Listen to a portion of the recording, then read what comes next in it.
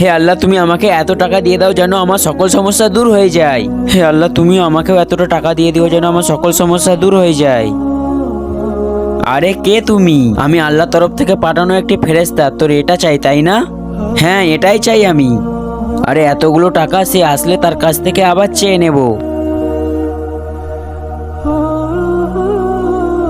আরে কে তুমি? আমি আল্লাহর তরফ থেকে পাঠানো একজন ফেরেশতা। তোর এটা চাই তাই না? হ্যাঁ হ্যাঁ, আমার টাকার অনেক প্রয়োজন ছিল।